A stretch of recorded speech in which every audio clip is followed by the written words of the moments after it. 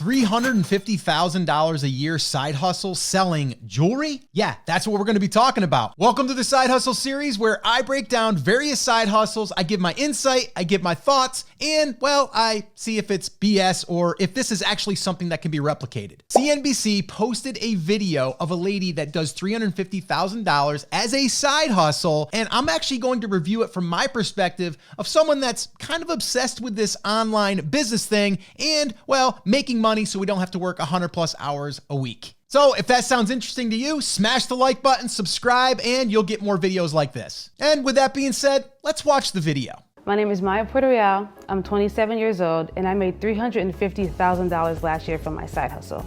So right out of college, I wanted to initially be a fashion designer. I realized designing fashion is really expensive, and I had a hard time making the money in order to get the patterns made, get the samples made, and actually produce and sell the line.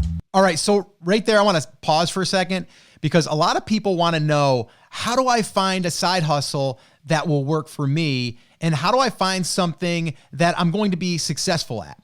And I always like to look at things that I'm interested in at that time. My wife and I actually started a part-time photography studio as a side hustle when I was working full-time, and we turned that side hustle into our full-fledged business. So a lot of times the side hustle is something that you start with and then it graduates to something bigger. And in this case, I'm going to say Maya probably turned this thing into a full-time gig, but we'll see as we watch further.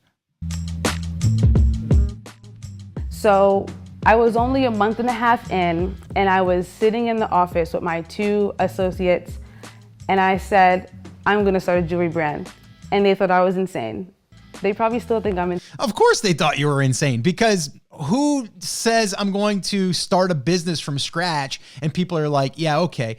And the reason is because most of the time those people don't really understand that they have a passion for something that they're able to turn into something. Or it just seems like, well, it's just that guru that you saw on the internet that was successful and that's just a bunch of BS.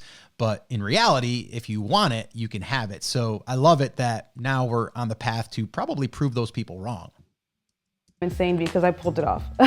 So I really only started this business with roughly $2,000. It took me about a month and a half to develop the idea, get the process going, and I started with just a single ring. Okay, so I love this here too. Started with very, very little startup, and she only started with one product.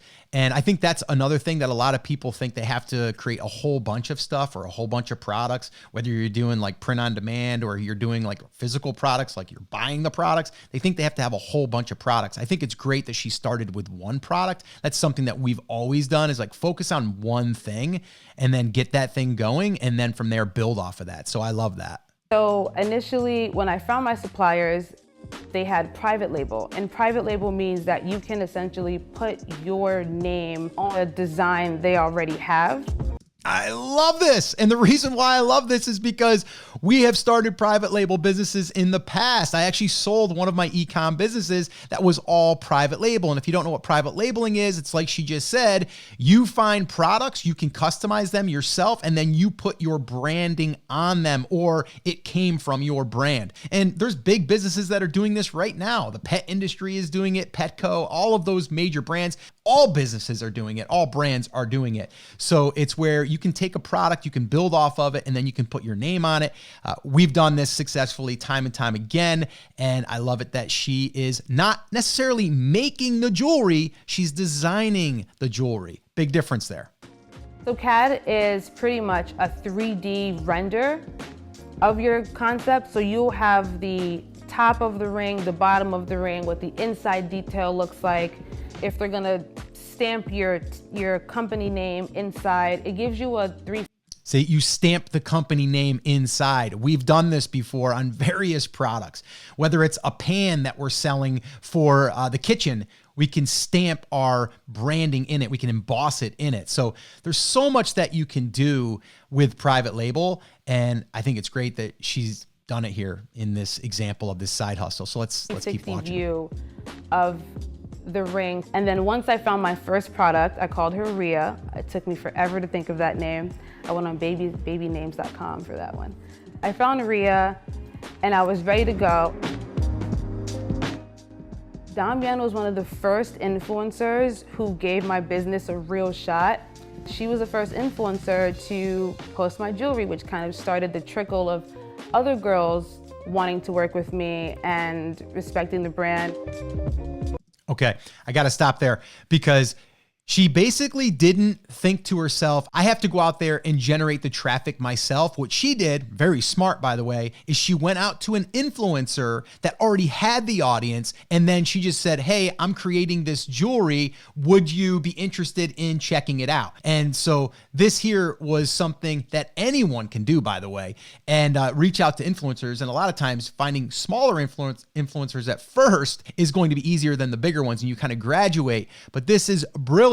And I'm so glad that she brought that up, because when you have an audience, either yourself or you borrow someone else's, that can really springboard your business forward. I do recommend building your own audience. I mean, that's what we've done over the years. But when you can leverage someone else's audience, you could definitely speed up the process as far as getting your product out there and in front of traffic, people that want to buy it.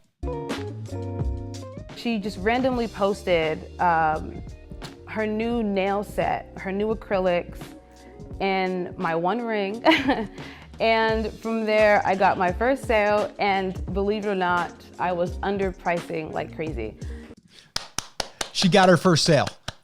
We got to celebrate that. That right there, getting your first sale is everything. Like once you get that first sale, like I still remember my first sale. I got it on eBay back in the day, and it just changed the way I thought. I was like, wow, someone in the world outside of my family bought something from me, and that's just a game changer. So I think that's amazing, and yeah, we gotta celebrate that. My first month it was like 0, but then by the fourth month I went from 0 to $500, and then 500 quickly became 1,000, and then a couple months in I was doing 10,000 a month.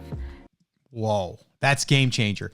So do you hear how it kind of leveled up? You know, starts to make a little bit more, and then it just starts to scale up. Well, it started, like she said, with that one ring. And I think that's really important to highlight here. So good stuff. Now, 10,000 a month means, you know, we can finally pay for the subway.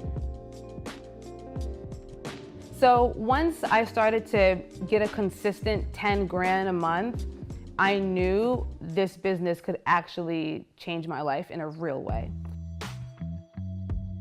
So I know 10,000 may sound like a lot, but believe it or not, because I was testing influencers, trying to run ads, constantly buying new product, constantly buying packaging, I didn't take home as much as you may think. At that time, I was probably taking home only 3,500 of that 10 grand.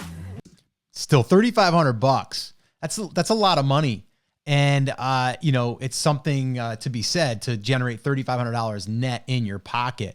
I do want to say, like, her reinvesting back in the business is definitely smart. But I also think sometimes you can try to do too many things at once. It sounds like she was, you know, running paid ads and she was trying to get more influencers and things. I would double down on what's already working. I've made these mistakes myself in the past where I want to do a little bit of everything, and then you just start squandering money because you're not focused on one thing. I would say one channel at a time. And it sounds like, well, we'll see here if she was able to do that. But yeah, just that's a mistake that a lot of businesses make early on, especially is now they want to just get more momentum. So they want to scale, and scaling doesn't necessarily always mean that you got to go out there and spend a lot of money on trying to get traffic. 6 months of running this business, I was beginning to see I could do a 6-figure year. And then from there, I began taking classes on ads, writing captions, how to find influencers. That class alone scaled my company to a point that's unimaginable. That $3,000 class probably made me $700,000 because. Okay, so I want to highlight this. So she did influencer marketing, and then she probably ran out of influencers that she was going to be able to use. So now scaling means getting more traffic from Facebook ads. And I will say I've run Facebook ads in multiple businesses, and it is a challenge, but it is a skill set once you get that. And it sounds like she started to reinvest in herself to develop a skill, which I think is huge when you are trying to grow and scale a business. Now, she's taking this side hustle and turning it into a full-fledged six-figure business, which again, does take other skills as you start to build out. So I think it's great that she's reinvesting in herself. Because Facebook ads has become an extensive part of my business and it can't run without it. And from there, that 10 grand became 30 grand. Everyone thought I was crazy because I was working 2 full-time jobs. I would work during my lunch break. I would bring my laptop to my job. During my lunch break, I would eat in the basement by myself, trying to talk to my manufacturers, trying to DM influencers, trying to make money while I'm at work on break. And then I would go home, and essentially, as soon as I got home, I would begin my second shift. Because believe it or not, now that you made some money, you have to get the product out. Oh yeah. So, what she's talking about, I mean, that's a true like working full time and then a side hustle. And I've done that many times. I remember when we were building our online business from our photography business back in the day, and I would work all through the day. And then at night I'd stay up till 2 o'clock in the morning doing the stuff that I couldn't do during the day because I was working technically my full-time job. So I totally get it. And sometimes you have to do that up front before you actually make the leap. So I think it's smart that she did that, but it shows she's got some grit. She's got some hustle. So I like that. So bless my family. They would hear me pulling tape until 3 a.m. It was so loud that my stepdad makes jokes about having nightmares of hearing tape because my mom does it now. I don't pay myself a huge salary, mainly because my business pays a lot of my expenses and I like where I live. So I try not to put too much weight on my business by paying myself a lot and having all of my personal expenses come out the business. I want to just say here on that, it's smart because she's still living under her means, right? Like she's not now all of a sudden saying like, I'm making this extra money, I'm going to go buy myself a new car or something like that. She's still living as if she didn't have this type of income. I think that's very, very smart, especially when you're building out the business, because a lot of times you'll have like a huge payday and then you'll just want to go splurge, but you got to realize that there's going to be ups and downs when you're in business. And I'm sure that's part of it. So yeah, that's smart. Mom gets a nice little salary. We go from boss employee to mom and daughter kind of chaotically through the process, but my mom herself is an entrepreneur, so she was very easy to get on board. My mom's a tough negotiator, So we had a conversation about her salary, her role, and now she helps assist in the packaging, the customer service, and the overall. She's also like kind of my assistant. I piggyback ideas off her. I love it. I mean, I have my dad right now working for me as a part-time VA virtual assistant. He's retired, doesn't really need the money, but it's something that he enjoys doing. It helps me out. I have my son that does video editing for me, so I'm able to have him be part of it. So I really do like including your family. Now, sometimes that could be a bad thing because, you can kind of have disagreements and things like that, but it doesn't always work for everyone. It does work for us, but yeah, you got to be careful with family, but it also is really, really rewarding if you can then bring them into the business. So I love that she did that. And I love that family matters to her because it matters to me. I can totally relate to that.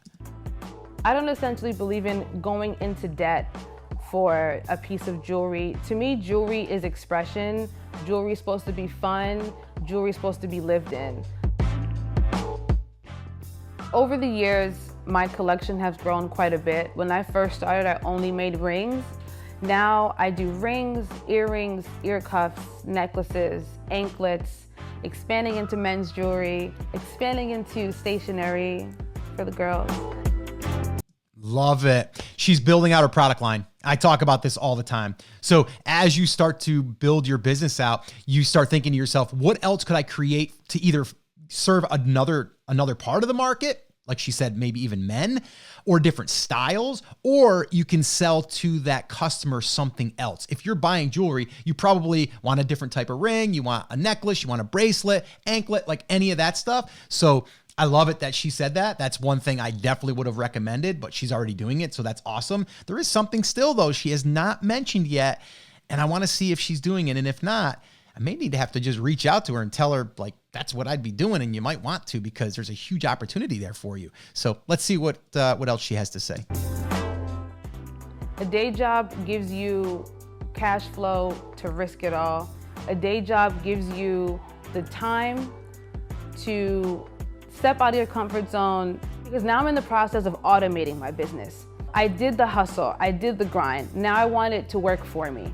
And you'll realize you get to a point where you can burn out if you're constantly beating the pavement every single day to make those sales. So this year it's more about building systems and being stable and being more profitable.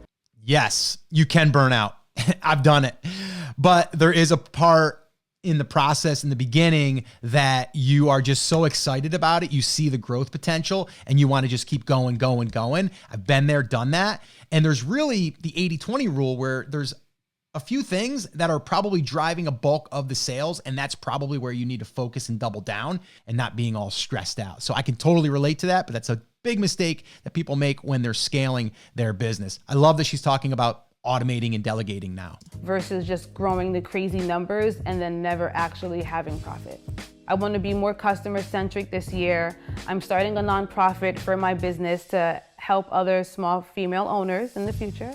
I used to struggle with the concept of I have to show people I'm selling things. I have to photograph behind Gucci bags, and you don't. Be a social entrepreneur to be a successful entrepreneur. All right, I love it. I love everything about it, but she did not mention one thing, and maybe she's doing it, maybe she's not, but she did not talk once about email marketing. And that is something that I'm big on. It's something that I've been doing for years. And all of those customers that have come through her door, her online virtual door, that is a huge opportunity for her to be reselling new items to her past customers. If we're having Mother's Day, if we're having Father's Day or Christmas or any of those different holidays, that's a huge opportunity to be using email marketing. So if she is not yet using email marketing, if she happens to watch this video, email marketing is going to take your business to the next level. And there is a lot of automation that can happen within the email marketing side versus just trying to find those new customers. So I love it. This is a great story. So if you like this video on side hustles, I actually did a video here that shows you and breaks down 6 of my side hustles I've done over the years that have generated me $50,000 plus per year. And 2 of those turned into 7-figure businesses. Watch that video next, and I'll see you there.